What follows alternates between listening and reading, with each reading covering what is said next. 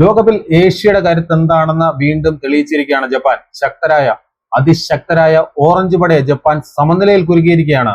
2-2 എന്ന സ്കോറിനായിരുന്നു Japan orange പടയെ സമനിലയിൽ കുരുക്കിയത്. കളിക്ക് മുമ്പ് ജപ്പാന്റെ 3 സുപ്രധാന താരങ്ങൾ പരിക്കേറ്റ് പുറത്തായിരുന്നു. എന്നിട്ടും ജപ്പാനെ തോൽപ്പിക്കാൻ ഓറഞ്ച് പടയ്ക്കായില്ല. ഉയരത്തിന്റെ കാര്യത്തിലായാലും ഫിസിക്കൽ അഡ്വാൻറ്റേജിന്റെ കാര്യത്തിലായാലും ഇനി ഫുട്ബോൾ ചരിത്രത്തിന്റെ കാര്യം എടുത്തു നോക്കിയാലും ജപ്പാനേക്കാൾ ഒരുപാട് മുന്നിലാണ് ഡച്ച് പട. എന്നാൽ സ്വന്തം കഴിവിൽ വിശ്വാസമുണ്ടെങ്കിൽ ഏത് വമ്പനെയും കൂട്ടാം എന്ന് തെളിയിച്ചിരിക്കുകയാണ് ജപ്പാൻ. എന്തൊരു സ്പീഡ് കളിയാണ് ജപ്പാൻ ഇന്നലെ പുറത്തെടുത്തത്.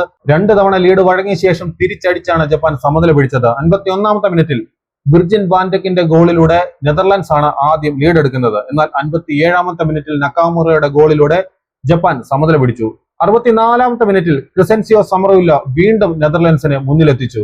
എന്നാൽ കളി തീരാൻ മിനിറ്റുകൾ മാത്രം ബാക്കിയുള്ളപ്പോഴാണ് ജപ്പാൻ രണ്ടാമത്തെ സമനില ഗോളും നേടുന്നത്. ദൈച്ചി കമത 89-ാമത്തെ മിനിറ്റിൽ ജപ്പാന് വേണ്ടി സമനില പിടിച്ചു.